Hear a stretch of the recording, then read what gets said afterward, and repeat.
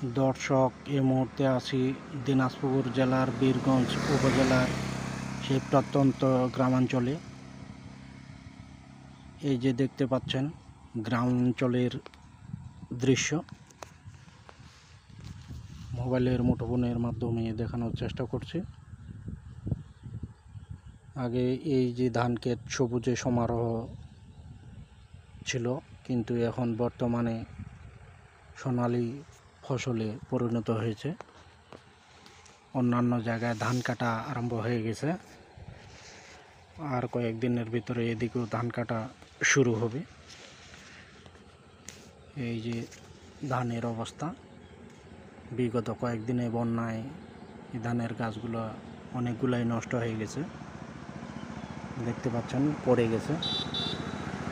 যেদিকে তাকাই সেদিকে শুধু ধান আর ধান।